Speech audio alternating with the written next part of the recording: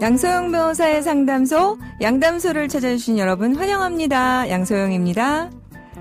온통 거짓뿐인 달콤한 허세로 여성들을 유혹한 유부남이 있었습니다. 나는 부산에 있는 병원에서 의사로 근무하고 있어요.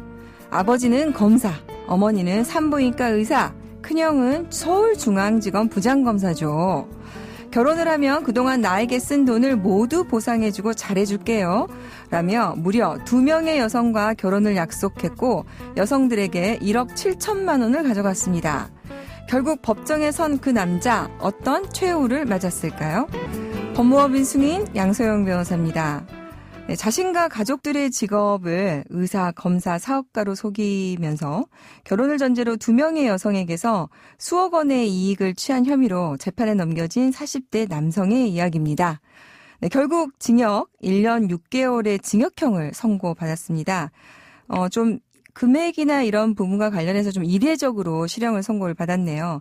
노 씨는 인터넷 채팅으로 만난 2명의 여성에게 결혼을 약속하며 1억 7천만 원 상당의 재산상 이익을 얻은 혐의를 받았는데요. 그 과정에서 노 씨는 자신의 결혼 사실과 유부남이었으니까요. 본인을 포함한 가족의 직업 등 집안 환경을 속였다고 합니다. 배우자 자녀까지 있는 유부남이었다는데 피해자가 어떻게 이런 사실을 몰랐는지 모르겠습니다. 아마 전문적으로 이런 행위를 좀 한 사람이 아니었나 싶습니다. 재판부는 유부남인 노 씨가 피해자들에게 의사를 사칭하면서 혼인을 빙자하고 인적 친밀관계를 이용해서 장시간 수백 또는 수십 회에 걸쳐 재산상 이익을 편취했다며 피해자들이 정신적, 금전적으로 회복하기 어려운 피해를 입었다. 이렇게 사건을 설명했습니다. 혼인 빙자 간음죄는 없어졌습니다. 그렇지만 이를 빙자해서 이렇게 재산상 피해를 입은 경우에는 여전히 사기죄로 처벌이 가능하기 때문에 이런 피해를 입으신 분들은 이를 위해서 법적인 구제를 받으시면 좋을 것 같습니다. 양담소에서 함께 나눠볼 법률 궁금증이 있으시다면 YTN 라디오 양소영 변호사의 상담소 홈페이지에 남겨주시면 됩니다. 화나고 답답하고 억울한 당신의 법률 고민 함께 풀어볼게요. 오늘은 이준상 변호사님과 함께합니다. 변호사 안녕하세요. 네, 안녕하세요. 법무법인 최선의 이준상 변호사입니다. 네. 변호사님 처음 나오셨을 때 굉장히 반응이 뜨거웠어요. 그런가요? 네. 다시 한번 자리해 주셔서 감사드리고요. 오늘 또 굉장히 핫한 주제를 가지고 나오셨습니다. 자, 디지털 성범죄에 대한 얘기를 나눠보려고 합니다. 최근에 발생되는 디지털 성범죄, 어떤 유형들이 있습니까? 네, 최근에 이제 화장실과 같은 이제 공중 장소에서 사람의 신체를 촬영하거나 연인 간의 관계 장면을 촬영한다든지 심지어 이러한 촬영물을 영리 목적으로 배포하는 이런 이제 디지털 성범죄가 사회적 문제가 많이 되고 있습니다. 네.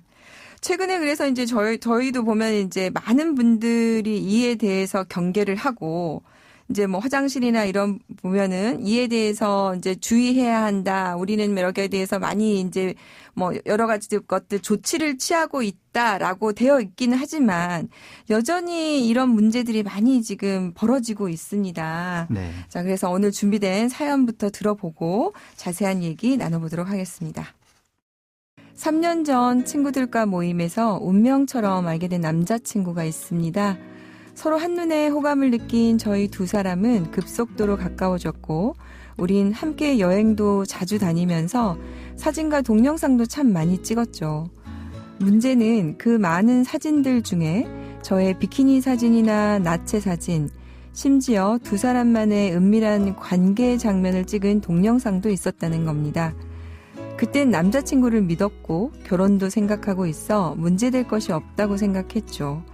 하지만 몇 달 전 남자친구의 휴대전화를 우연히 보는 과정에서 남자친구가 다른 여자를 만나는 걸 알게 되었습니다. 그녀와도 꽤나 깊은 관계로 보였습니다. 그리고 삭제한 줄 알았던 저와의 성관계 동영상이 휴대전화의 비밀 폴더에 그대로 저장되어 있었습니다. 남자친구의 휴대전화에서 목격한 비밀들은 그동안 믿고 사랑했던 3년의 시간을 일순간 무너뜨리며 두려움으로 다가왔습니다. 특히 저도 모르게 찍고 보관해둔 성관계의 동영상은 공포 그 자체였는데요. 이런 상황에서 남자친구를 불법 촬영으로 고소할 수 있을까요? 네, 찍거나 저장하는 거를 동의하지 않았는데 성관계 동영상이 남자친구 휴대전화에서 발견이 된 겁니다.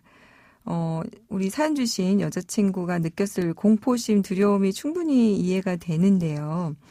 이럴 경우에 이제 법적으로 어떤 문제를 제기를 할 수가 있을까요? 네, 이제 이런 사례 같은 경우가 이제 디지털 성범죄에 해당하는 경우입니다. 카메라나 뭐 기타 기계 장치를 이용해서 사람의 나체나 뭐 성관계 장면을 촬영하는 경우에 성폭력 범죄의 처벌 등에 관한 특례법, 줄여서 성폭력 처벌법이라고 하는데요. 이 법률상의 카메라 등 이용 촬영죄에 해당해서 7년 이하의 징역 또는 5천만 원 이하의 벌금에 처해질 수가 있습니다. 네. 그러니까 이게 지금 사실은 사귀는 사이, 그러니까 뭐 연인 관계, 이런 친밀한 관계에서 발생할 수 있기 때문에 그 관계가 깨지면서 벌어지는 일이어서 참 그래서 더 이렇게 어렵고 대처하기가 어렵고 두렵고 이런 문제인 것 같습니다. 두 사람이 이제 연인 관계였는데 그러면 합의하에 촬영을 했을 경우에는 뭐 이럴 경우에는 처벌이 될 수 있을까요? 네, 이 성폭력 처벌법에 따르면 촬영 대상자의 의사에 반해서 촬영한 경우를 처벌을 하고 있습니다. 그래서 사실 당사자 간에 합의해서 이러한 영상을 촬영한 경우에는 처벌이 되지 않습니다. 다만 이제 촬영 당시에는 그 촬영 대상자의 의사에 반하지 않았던 경우에도 그 이후에 그런 촬영물을 촬영 대상자의 의사에 반해서 배포한 경우에는 당연히 처벌이 될 수가 있습니다. 뭐 심지어는 뭐 촬영 대상자가 직접 뭐 자신의 신체나 뭐 관계 장면을 촬영했더라도 이거를 촬영 대상자의 의사에 반해서 다른 데 배포했다면 처벌이 됩니다. 네. 그러면 이제 삭제해달라고 요청을 했는데 삭제하지 않았고 삭제했다고 거짓말한 경우에도 문제가 될 수가 있는 거죠? 네, 그런데 이제 이 법률의 문제인데요. 법률상으로 네. 이제 뭐 의사에 반해서 촬영한 경우 그리고 이제 의사에 반해서 제3자에게 배포한 경우를 처벌하고 있기 때문에 지금 법률상으로는 이제 보관만 하는 경우에는 뭐 처벌을 확실히 할 수 있다고 좀 단언드리기가 어렵습니다. 아, 삭제를 하겠다고 했는데 이제 거짓말을 하고 가지고만 있는 경우는 처벌이 불가능한 거군요. 네, 지금 약간 처벌이 네. 공백 상태에 있다고 볼 수 있습니다. 그런데 이제 배포했을 경우에는 거짓말하고 배포했을 경우에는 처벌이 가능하지만 네. 저도 이제 참 그런 생각이 들어요. 저희도 사실 이제 이혼 사건을 진행을 하다 보면은 이제 이혼하면서도 이제 이런 거 가지고 합의하에 뭐 삭제를 하고 이걸 확인하고 그다음에 나중에 이거를 퍼뜨리지 않는 것을 뭐 약속하고 퍼뜨렸을 경우에는 서로 손해배상하고 이런 것들을 많이 이제 합의 조건으로 하기도 하거든요. 네. 그래서 이 부분이 이제 향후에도 많이 문제가 될 것 같습니다. 자, 그러면 사연 속의 여성분은 앞으로 이제 어떻게 하면 좋을까요? 남자친구가 지금 이걸 삭제했다고 믿기 어려운 거 아니겠습니까? 네, 그렇습니다. 사실 이런 경우에는 합의를 해서 촬영을 한 경우이기 때문에 고소를 하더라도 처벌이 쉽지 않을 수가 있습니다.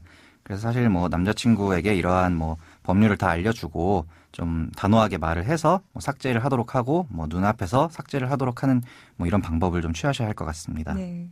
그래서 지금 사실은 이걸 이제 이게 유포됐을 경우에 이거를 구입하거나 다운로드 받는 사람도 있기 때문에 결국에는 문제가 되는 거 아니겠습니까? 네, 맞습니다. 그래서 이제 이분들에 대한 처벌 규정이 이제 있어야 되는 것이 문제인데요.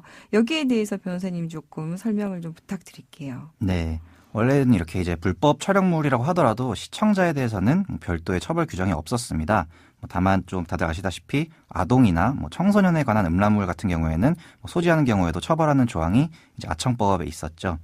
그런데 최근에 이제 N번방처럼 이런 디지털 성범죄에 관한 문제의식이 높아지면서 2020년 5월 19일에 이 성폭력 처벌법이 개정됐습니다. 네. 네, 그래서 불법 촬영물을 소지, 구입, 저장, 시청한 사람은 3년 이하의 징역이나 3천만 원 이하의 벌금에 처해질 수 있습니다.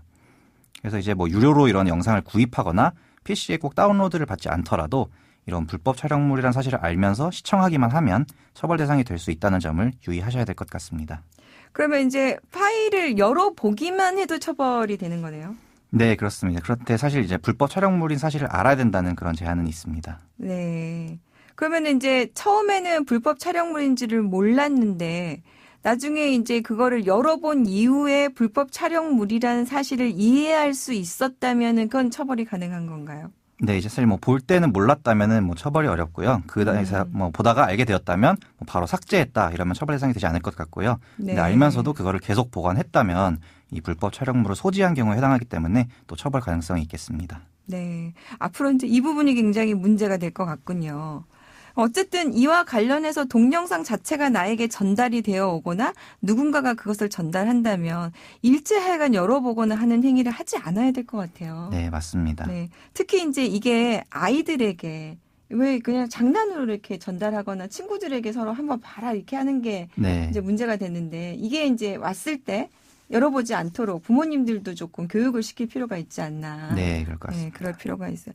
변호사님 이런 사건들 하시면서 바닷가나 지하철에서 또 이제 여행하거나 하면은 타인의 몸을 촬영하는 경우도 많이 있지 않습니까? 네. 이럴 경우에 대해서 조금 설명 좀 부탁드릴게요. 네, 이제 그 성폭력 처벌법상의 이제 카메라 등 이용 촬영죄로 처벌이 되기 위해서는 성적 욕망 또는 수치심을 유발할 수 있는 사람의 신체를 촬영한 경우라야 합니다.